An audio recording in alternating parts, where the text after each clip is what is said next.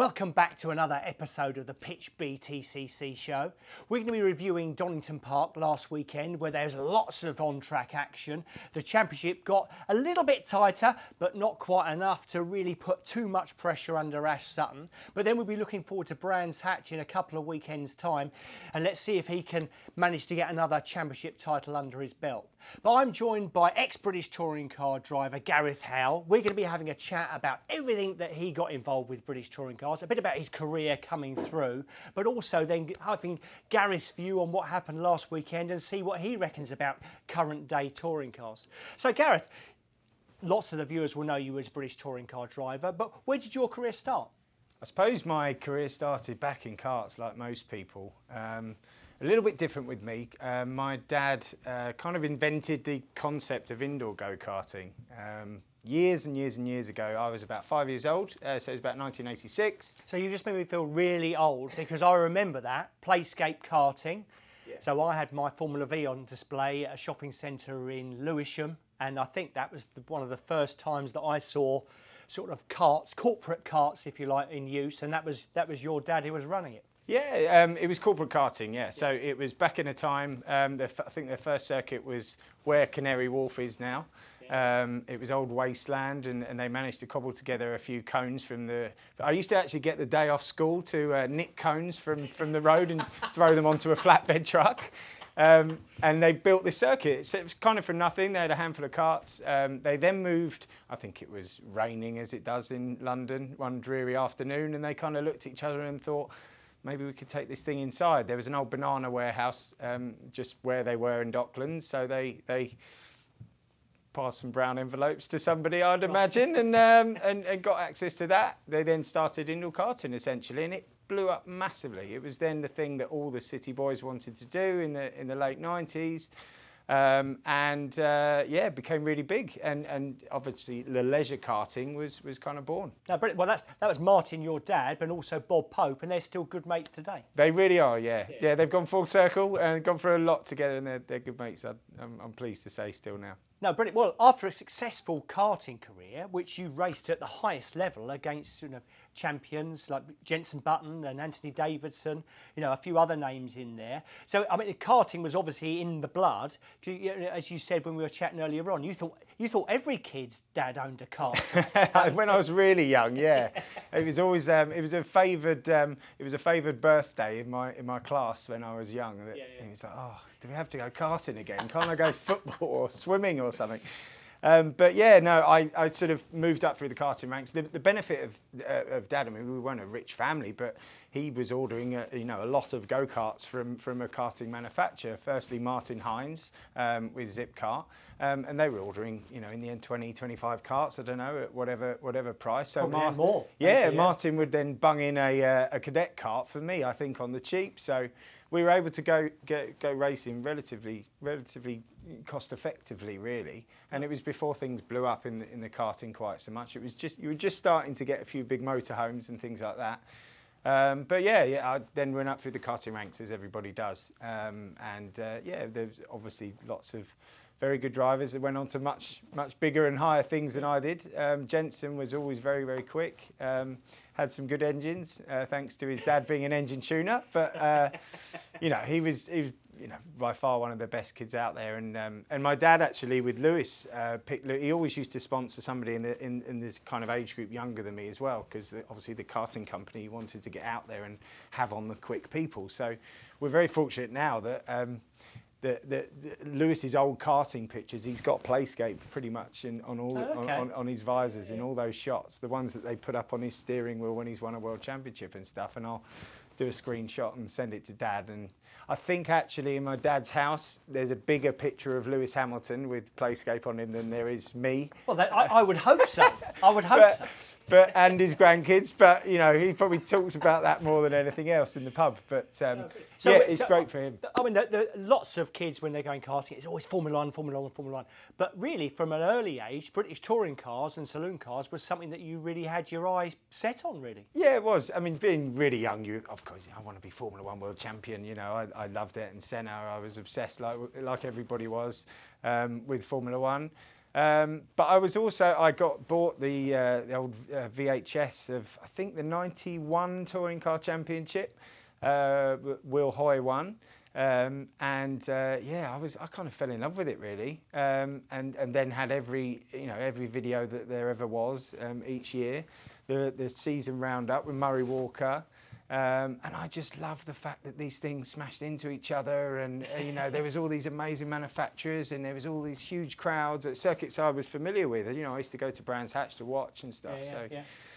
It was kind of, wow, this is really cool. And we got to the end of karting, and as I say, it was then astronomical money needed to get into single seaters, and so I think at that point, tin tops became a better route for me. So what was your first step into tin tops and on your way to your British touring car career? Yeah, we did try the single seater route a little bit. Oh, okay. At the end of '96, we went and met one of Dad's sort of friends through the karting was Richard Dean.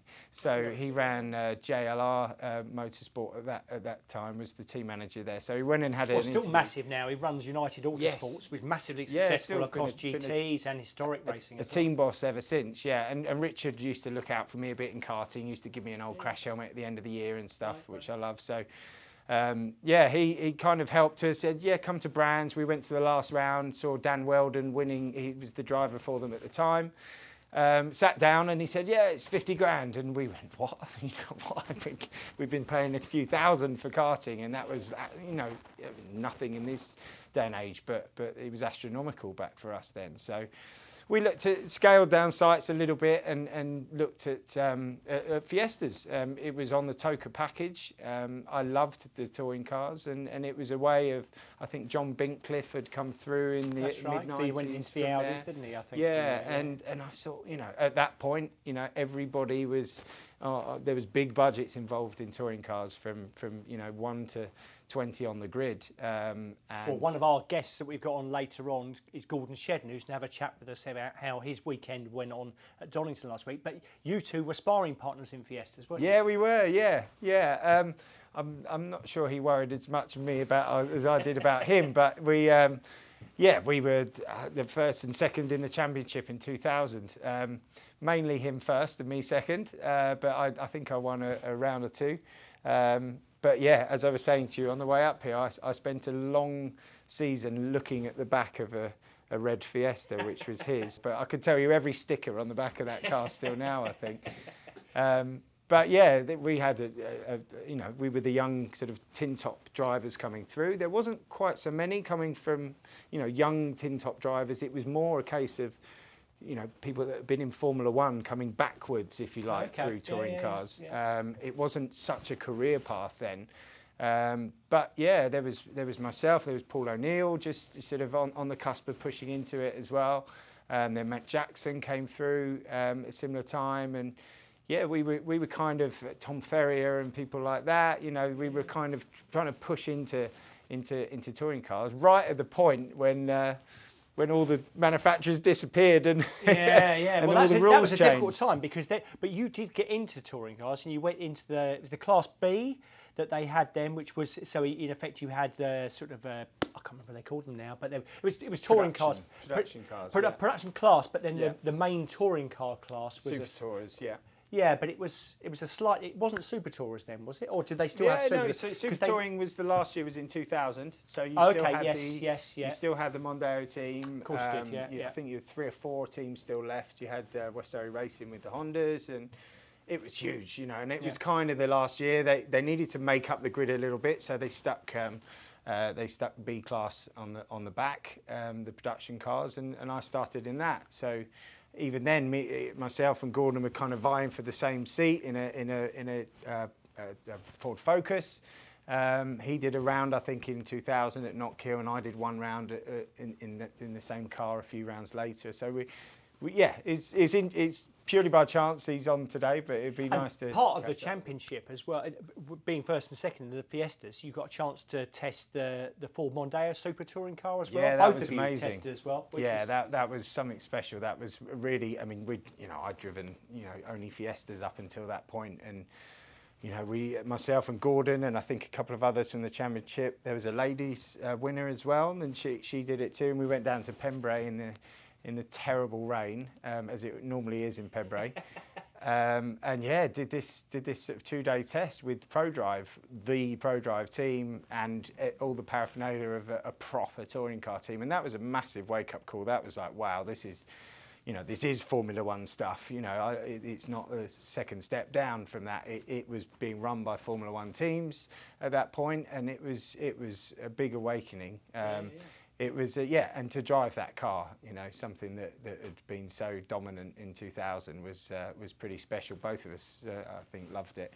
And, it, you know, opened perhaps a couple of doors for us as well, and then went into the big class, both of us, the following year. Well, really interesting, because the next step on from there, you sort of, as a lot of people do, work hard to get involved with racing. And again, you haven't got a big family budget behind you to get yourself involved, but made quite a big step up, because then you went into West Surrey with the MGs, with the Atomic Kitten sponsorship, which is always makes it for a pleasant weekend, I should think. Well, I don't know how for street cred when you're 21 years old, having Atomic Kitten, which I was more an Oasis man at the time, I think. And I bet you were. Having Atomic Kitten down this until I met them, of course, when that changed. But yeah, I had like a road car with Atomic Kitten emblazoned down the side, so I was a bit of a laughing stock, I think, with a few of my too cool for school mates. But yeah, we started in Team Atomic Kitten. It was myself and Colin Turkington as teammates, and we were kind of really thrown in at the deep end. We'd both he'd done Fiestas as well in the following year in 2001. While I was in production, and so we kind of went and got a bit of a chat with Dick Bennett at West Surrey, who was very accommodating for us both, and two very wet behind the ear young drivers started alongside Anthony Reid and Warren Hughes. Let's find out more what happened in Gareth Howell's British touring car career after the break.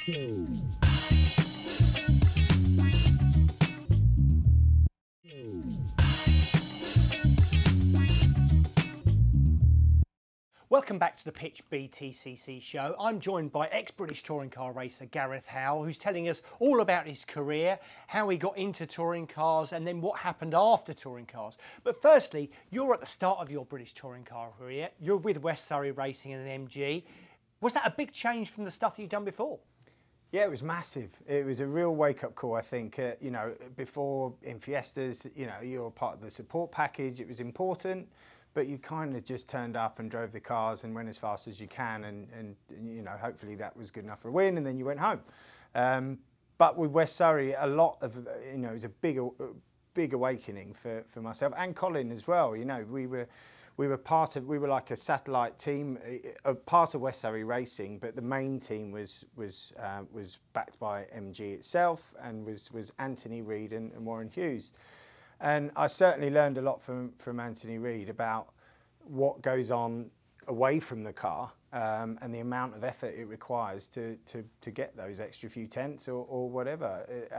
And you know, things like reports on I'd never done anything like that before. You know, even to this day, you know, circuit maps. I saw Anthony use those for the first time in 2002, and I'd still kind of do it now, especially if I'm doing any racing. Just to highlight, you know, different areas of the track where the car's doing different things, and go through it a bit more in your mind. And I understand Colin now is one of the biggest, you know, of writing big three-page reports and big meetings, and it's a really important thing. And we were just young, thought we were quick enough, we didn't need to do any of that, but you know, it was a big wake-up call. Well, I always find in racing is the harder you work, the luckier you get. That's the thing, isn't it? 100%. It's, you know, and then you make your own luck, really, with a lot of this stuff. And if you don't put the effort in, you don't get the results. 100%. And I learnt a lot from Dick and his team. I was very grateful at the time to be given that opportunity and to be alongside Colin. And we have fun. You know, we kind of had both of us had plenty of mechanical problems, and you know, we were young and we'd probably be a bit stupid on a few manoeuvres here and there, but yeah, it was a good year and a real steep learning curve about what it took to to be a professional driver, if you like.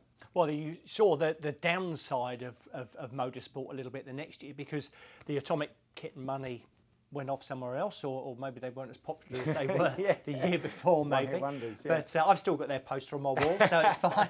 But the big thing is then suddenly the money runs out, then you're out of a drive. But really from then on, which was another wake-up call really to the professional side of motorsport. But another big teams, you raced for West Surrey, but also team dynamics became a big part of your life. Yeah, 100%. We started talking to them after the West Surrey stuff required, extra budget that we just didn't have for the following year. So Colin continued and I didn't. And that was hard to take, at 21 years old, when you've raced every year and you just think it's always going to be there. So that was tough, and I took a while to not understand. Surely we can find some money somewhere. Can't we do it? I don't want to. They're all starting the first round, and I'm not there. So a lot of it was about, at that point, realizing, okay, well, what can I do to try and maximise the opportunities? And started speaking to Steve Neal. They were running, I think, some independent cars, helping out with Gary Howell's with some independent cars that year in 2003. And Steve just gave me a leg up, really, really did. Didn't have to do it, and Matt as well. And I think in that year managed to cobble together a Vauxhall Astra. I think it was Tom Chilton's. It was in Tom Chilton's, one of his garages somewhere, gathering dust. So we managed to get that car out. He ran that for me. We won a couple of the independent rounds at the end of the year, and then for the following year we're trying to eye into the works team. So yeah, it was from there. Went to I think they got the Civic. They designed the Civic, the Honda Civic, for the following year, 2004, and that's when it all started to be a bit difficult. Yeah. I mean, again, motorsport's always been, a difficult thing money-wise, unless your dad's got loads of cash. But you worked hard at it. You had a good career in touring cars. You won a few races, and we can see behind you, in front of probably two of the legends of British touring cars, in Jason Plato and Ivan Muller, going into paddock by the look of it. Is that paddock, I think? Yeah, isn't paddock, it? The barriers are a bit bigger nowadays.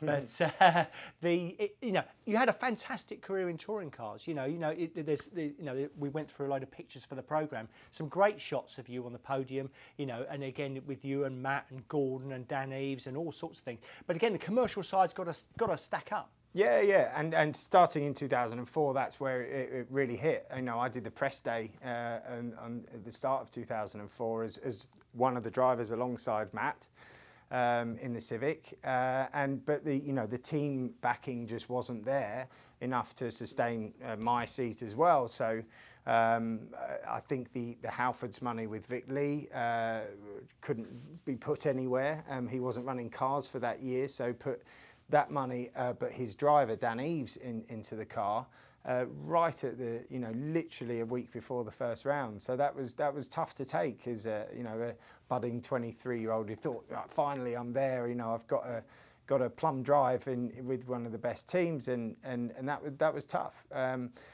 But I think what really helped me at that point was not to back away from it, and not to throw the toys out the pram and say, if I'm not going to be there unless I'm a racing driver. So I put a bag on my back and pitched up at every round, and to the point of holding Dan Eves' lapboard, helping out the team. Being there at the end of the night, when they're all working hard and passing beers around or making teas, and I think that endears yourself to a team. I know, in F1, some of the best drivers are the ones that are there all the time, and going that extra mile, I think, and it's your personality as well that takes over at those points. And if people like you, they're going to go the extra mile to try and get you in a car when they can. And I think the latter stages of that year, the team were really vying for me in 2005 to get a seat. Didn't quite happen at the start, but they had some extra Castrol income towards the end of the year in 2005. They wanted to launch, I think, a new oil off the back of it as well, which I think Castrol Edge. Yeah, well I'm done. not paid by them now. Product placement. Yeah, but it was that car, and they'd in fact done that livery for brands to launch it, and we did this handover thing. But there was the extra funding there, crucially, for them to bring a third car in. I became able to help with the championship and be a bit of a battering ram for people like Jason and Mr. Muller. And yeah, played the team game a little bit. It ruffled a few feathers, but I came in and was able to. I qualified on the front row alongside Colin straight away at Knockhill. Got into the lead for a lap or so, and before being punted off by him.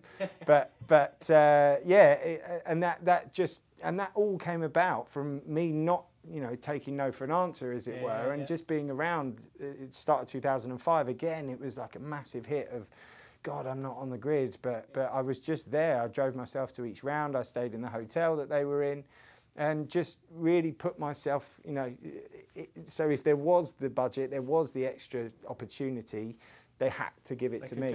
But the problem with that is, and I know you're very positive about that experience, but that must take a lot out of you, because I know over the next sort of couple of 3 years, it was hard, wasn't it? I mean, you had more opportunities with Dynamics, but then that dried up a little bit, and then you had to sort of try and keep yourself in the grid, and you had some races with Motorbase. Yeah. And there was another car as well. Motorbase. So then moved to Motorbase after that. But in those years when I was sort of only getting half a season, obviously you then have a full half a year where things aren't just, they're not connecting. And that was really, really tough. I mean, I struggled, mentally with it. I think, a lot of young drivers need to be aware of that now, that you need, I sound like an old codger now, but you need to, have some backup about what if I'm, the golden ticket isn't quite going to happen. And, I didn't prepare for that. I'd come out of school thinking, well, I don't need to listen too much because, of course, I'm going to be like, Andy Rouse and Will Hoy and all my heroes on my touring car videos, and get paid all those astronomical sums they were getting from manufacturers then, and my life's panned out. Yeah. But it's interesting though, because you say about a young guy, and again at that time you've been racing since you were 4 years old in a car, and now you were 24, 25, and it was sort of petering out a little bit from a race point of view. So that's really hard for you. But I'm 55. I spent the last 10 years running a British touring car team. I didn't realise, then it all stopped, slightly out of my control, but it all stopped. It's been good for me financially, but it's a big, there's something missing that's taking a while to come back. So it's a big deal. Motorsport takes a lot out of you mentally and physically. Yeah, huge. Get some running shoes or a bike. Oh, that's right. That's what I did. Yeah, that's right. Literally what I did. Yeah. So tell us about that. Yeah. So I just had to put my brain to something, and I was worried that you lose your fitness because you've got nothing to focus on. So I started running. I'd never run really more than a couple of time trial for a mile at school or whatever, but just started running and found that as a real way to psychologically sort things out, and I still do to this day. You just did the marathon last weekend. I think, just did the marathon. That was your sixth one, was it? Sixth one, London Marathon for my sins.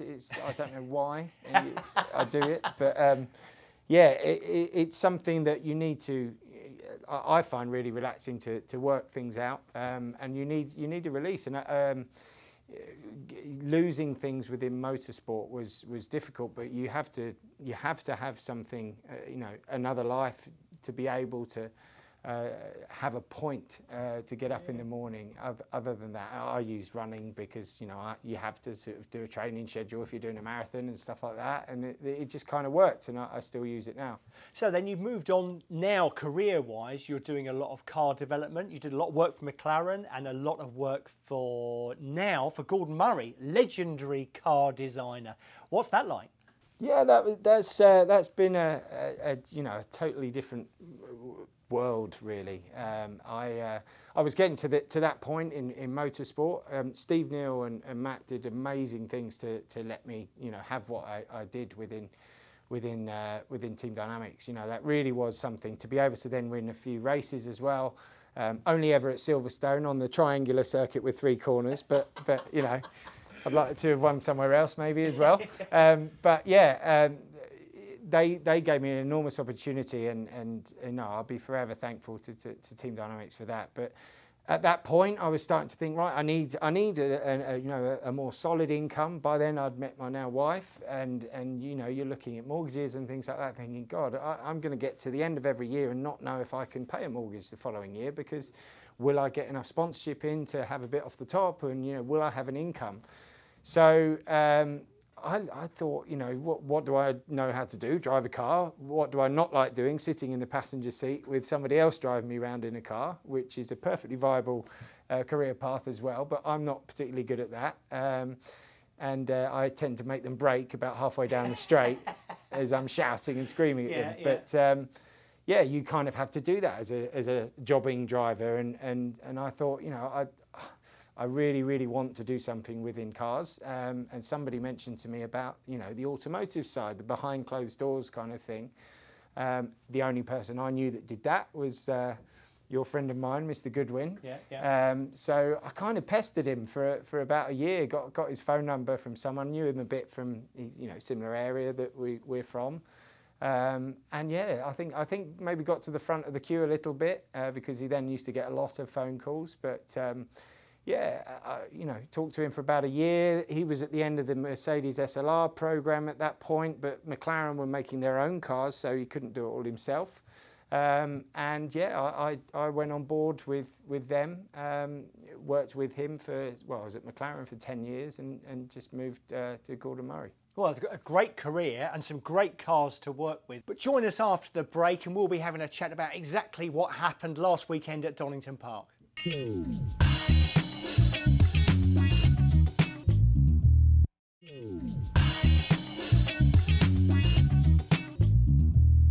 Welcome back to the Pitch BTCC show. I'm joined here by Gareth, Howell, and we've been talking about all his British touring car exploits and what happened after British touring cars. But for this section, we're going to review what happened at Donington Park, and I'm joined by one of the stars of the weekend, which is Gordon Shedden, who got 2 wins and managed to get a fantastic record in British touring cars with 50 races from the weekend, but also from Matt Salisbury from inside BTCC, who's got all the stats from what happened at the weekend. But firstly, let's look back at the highlights and see what happened in those races. Round 25 of the Quick Fit British Touring Car Championship is go. A good start is made by Shedden. Who else gets off the line swiftly? Dan Lloyd covers off Plato. Rory Butcher comes up to the outside. Rowbottom didn't make a demon getaway, but he's trying to get up the inside of Turkington. Can't prise the door open against the BMW. Butcher to the outside of Plato then as they round Redgate. But Gordon Shedden has done what he needed to do. And the Morgan BMW, and now Jake Hill gets involved, and Morgan is off the road, and that's going to get into the tyres big time, and it'll bring out a safety car for sure. Hill into the gravel. And look, Rowbottom comes up to have a dive at Colin Turkington on the inside line there. The Honda just squeezes up the inside. Turkington comes out of the corner ahead. There's another rub between them. Now Cookie's pushing Rowbottom, trying to get round the outside. Rowbottom covers him off. They both get a bit squirrely under braking. I think Cook's going to get the overlap. He is. And look who's there now. Sutton. The outside line, Stephen Jelly to the inside line, Sam Osborne. Contact between the two. Jelly forced across the gravel, gets back onto the circuit. Aidan Moffat goes round the outside. Rowbottom lines up to try to make a move as well, heading down towards Redgate. And Jelly also under attack from his teammate Tom Oliphant. So that trip through the gravel has cost him dear. Rowbottom does get ahead of him, and they now dive down through Redgate. This is what Colin needs to do, and just hope that Ash has some problems, but great to see Turkington forcing the issue, getting further forward. Flash, Gordon is back. Gordon Shedden wins at Donington. Checker flag is waved. Gordon Shedden the winner. Dan Lloyd second. Rory Butcher third. Engine notes rise, the lights go out, we go racing, and the best start of all comes from Gordon Shedden, who gets the drop. Dan Lloyd is about to be mugged by Rory Butcher on the inside line, heading down towards Redgate for the first time. Butcher goes second, Lloyd changes sides. Here comes Turkington up the inside, look at Santa Proctor. Plato is forced out wide on the outside as well. He's up the curve, he's got 2 wheels in the gravel, and now look, Butcher goes for the race lead. He's alongside his brother-in-law and he's done it. Butcher for Speedworks hits the front. Turkington has got to make this work, and look, Ingram out of nowhere gets up the inside of Sutton, so Ingram is on an absolute mission on the opening lap. He's up the inside of Turkington and he's gone by. He might even be on for a win here. Well, just the traction and speed that Ingram had off as into the lead goes Shedden. look at Ingram go. Here he comes to the inside line now. He's going to breeze past Proctor because that car's got 48 kilos of weight in it. The next one has got 66. Ollie Jackson's got in front of Sutton. You're on board with him right now. So Sutton is struggling in this race at the moment. And there, third is Ingram. So down towards Redgate, is it going to be a big dive? Of course it is, and Tom Ingram goes through on the inside line. No weight versus 75 kilos, it was all inevitable, but what a drive, up from 11th on the grid, and Tom Ingram leads. Taking a spun, I can't believe it. Tom Ingram wins, over the line he goes. Tom Ingram wins round 26 of the championship from Gordon Shedden and Rory Butcher. Ash Sutton is fourth. Round 27 of the Quick Fit British Touring Car Championship at Donington Park. Lights out, it is blast off. Colin Turkington has predicted is away like a stabber at the rear-wheel drive BMW leads then on the way down towards Redgate, and there's Morgan's BMW heading for the pit lane in the background, but already Turkington has managed to pull the gap as Ash Sutton tries to get up round the outside line as they dive into Redgate for the first time. Aidan Moffat is there as well. Sutton is the one on the grass, Sutton is the one sideways. Moffat goes second, and Sutton rally crosses his way back on track, and there is drama. Sam Smelt, Jack Butel get involved coming out of Redgate. Now Jake Hill tries to get the run round the outside of Schwartz curve. The inside for McLean's, and Josh Cook dives up the inside as well.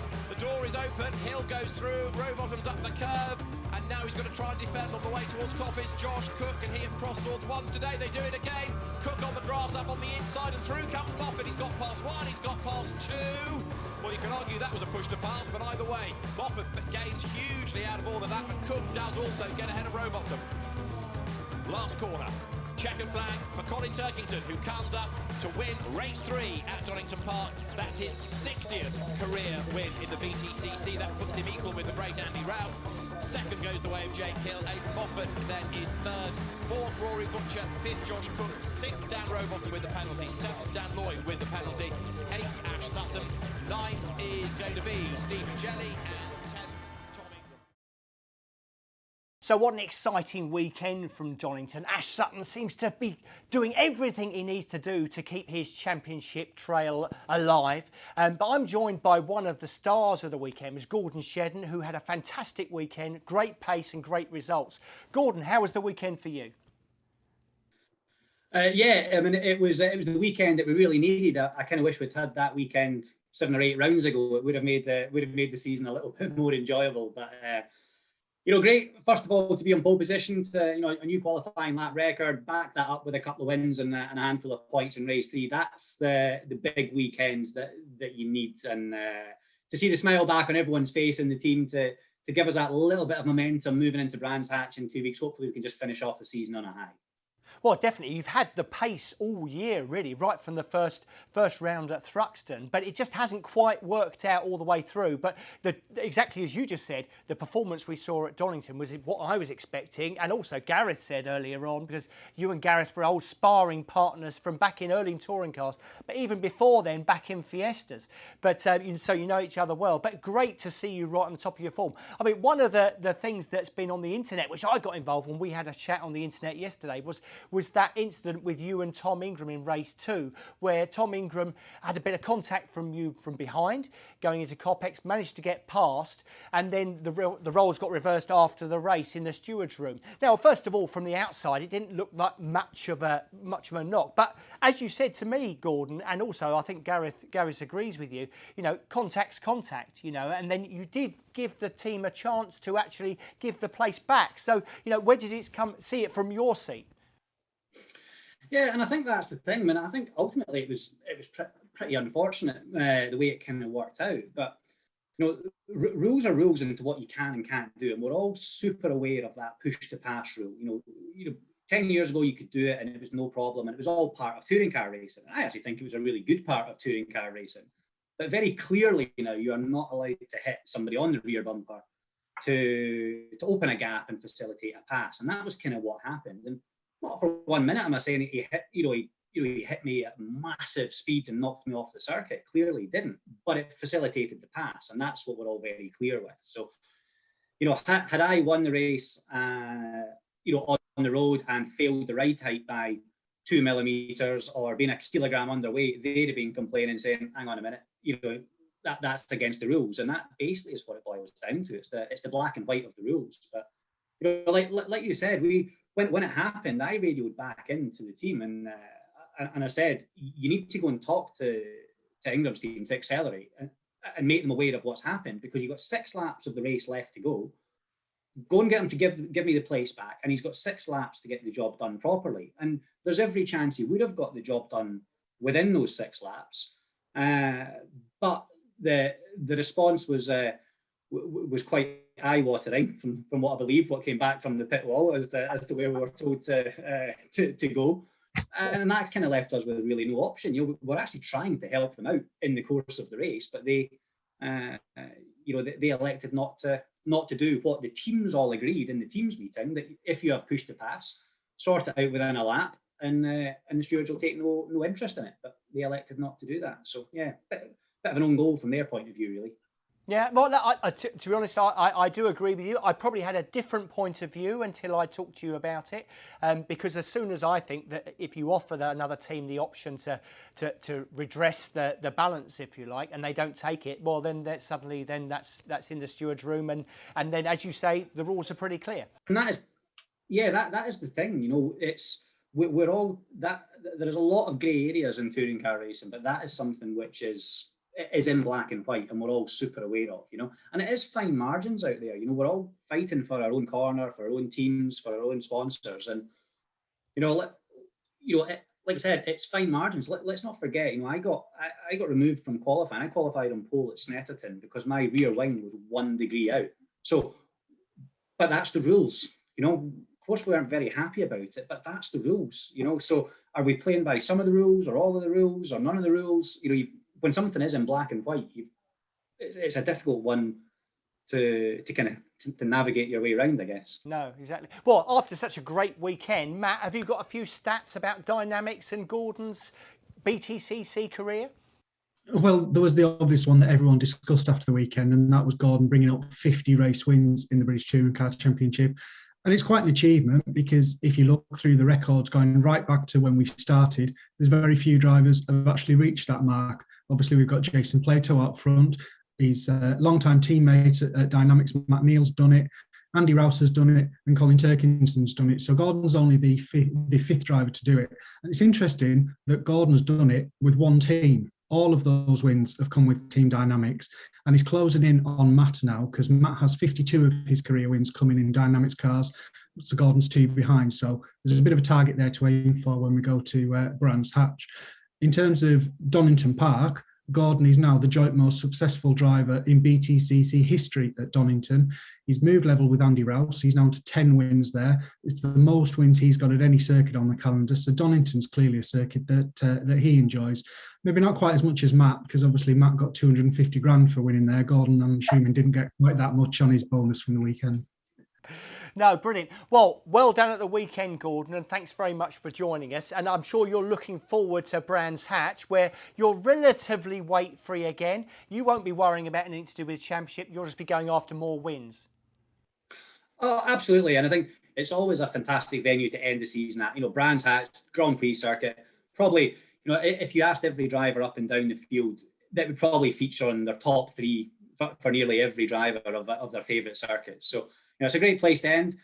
Obviously Donington, probably unseasonably warm for this time of year. I wonder if the weather will throw a little bit of a spanner in the mix. And, you say that, Ash Sutton's got, he's doing a great job so far, but for sure there will be some twists and turns in these last 3 races at Brands. I wouldn't be placing a huge amount of money, in one direction just yet, because it will have some twists and turns for sure.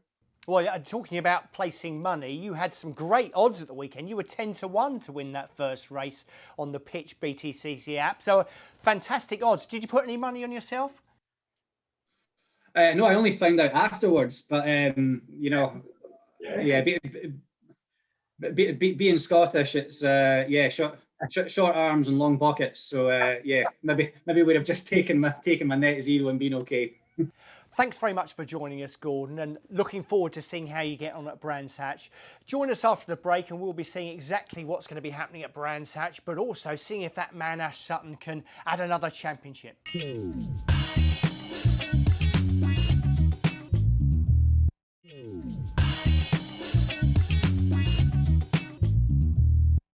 Thanks for joining us again on the Pitch BTCC show. We're going to be looking forward to the Brands Hatch British Touring Car finale in 2 weeks on a potentially wet, cold, damp Grand Prix circuit. Always tricky in those sort of conditions.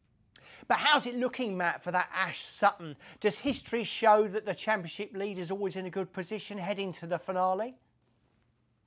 Well, he's certainly got a handy lead. I mean, I spoke to him at the end of the weekend at Donington Park, and his view was, look at it, 67 points to go. I've nearly got half of that in my back pocket, so I'm in a good position. You can't really disagree with him because that is a handy lead, but history would say that doesn't count for anything when we get to Brands Hatch for the final round. There's been a few examples during the seasons when drivers have had a big buffer and then things haven't quite gone to plan when they've got into the season finale. You look at 2008 with Fabrizio Giovanardi, he was leading by more than 40 points when we got to Brands Hatch, and he then had probably his worst weekend in British touring cars, and that includes the season he then went on to do with Motorbase in the Ford, which didn't really go to plan at all. We went into that final round with that lead. He only scored 1 point all weekend, and that was for a fastest lap in race 3. So he was kind of lucky that it was only because his rivals also had below par weekends that he was able to hold on and take the title.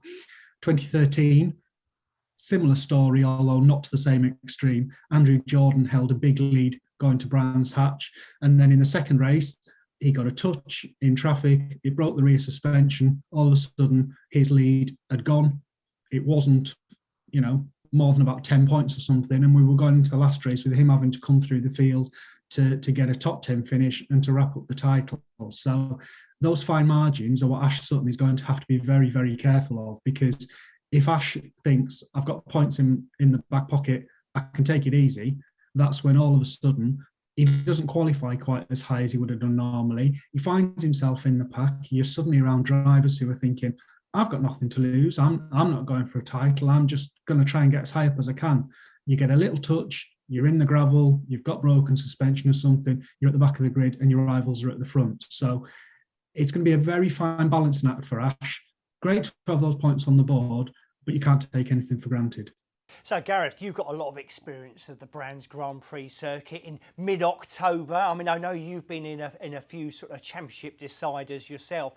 I mean, what's Ash Sutton's mindset going to be going into these final races? Yeah, I was mainly involved as a sort of a rear gunner. An exocet. Yeah. In those championship deciders between Matt Neal and Ivan Muller and things like that. But yeah, it's always dreary at Brands the last round. It's always pretty dark and wet for that last race. There's not really that many places to pass at Brands, and every move you make has to be pretty forced, really. Into paddock and stuff, there's only space for 2 cars. It's pretty fraught and a great place to do the last round, I think. Yeah, no, I mean, Ash Sutton, he really impressed me in the last meeting. I mean, in the second race, he got shuffled back a little bit, back to 10th, and I thought he was going backwards, and he's managed to hold himself there, keep out of view. He seemed to think everybody was dive-bombing him left, right and centre, a little bit how Matt said, but managed to come back and finish 4th. I mean, I just don't know how the guy does it. I mean, but he really... for me, he's been the standout performer this year. Yeah, definitely. And I think, I imagine in that position, it can be quite difficult as well to just relax back. He's got that big buffer, but he can't relax too much, because you can easily, as a couple of times at Donington, he got sucked into sort of the melee of midfield, and then anything can go wrong. And you can end up in the gravel, as Matt said. So, he's got to be mindful of that. I'm sure he will be, not looking behind him too much, and just continuing to just he wants to be just off the back of the front chaos, maybe, and just somewhere in that 5th, 6th, ticking along with a bit of a breather. That would, I'm sure, be the perfect pace for him. No, exactly. And have you got anything else for us, Matt? Well, just one thing going on from what Gareth said there. I mean, you look at Gareth's record.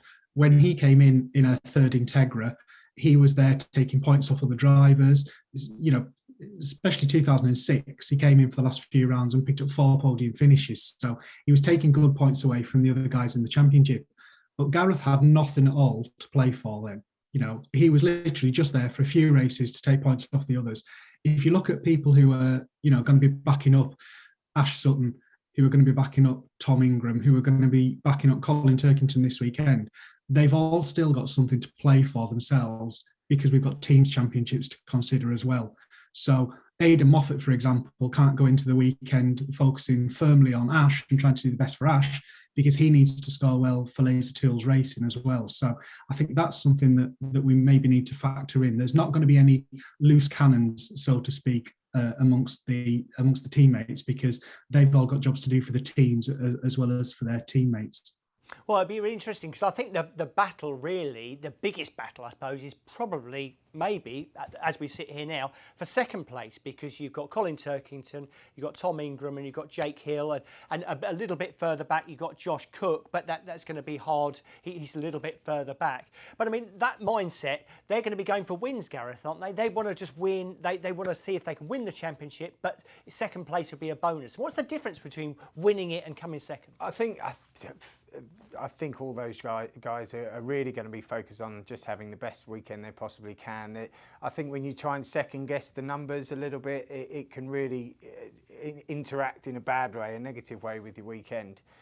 So they're just going to be fully doing their normal job, running through their normal race weekend, and I don't think analysing too much about, well, if I score these or if I back up the pack or, you know, help the team too much, you know, you can end up ruining it for yourself as well. So they'll probably be looking after mainly themselves, I'd imagine, and then if you can play the bit of the team game to help the championship, of course you will, but as I had to do.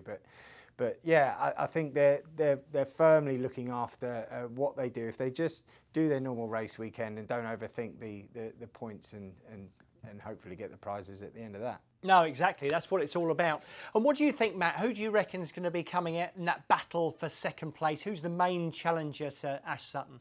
I honestly think it's going to come down to what the weather does.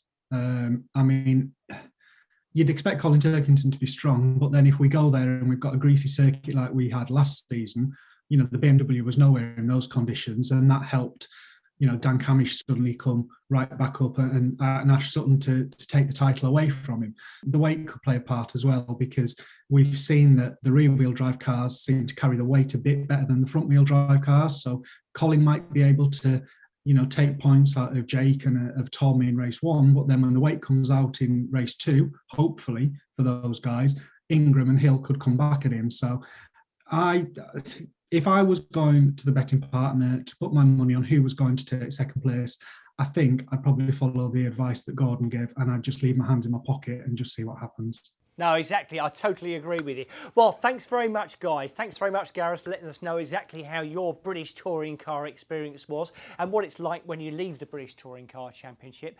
And also thanks very much to Matt Salisbury. Make sure you download the Pitch BTCC app and get involved in the conversation, and look forward to seeing you after Brands Hatch, when hopefully we'll have the top 3 guys from the championship here in the studio with us, just to see exactly how their weekend went. Thanks for joining us.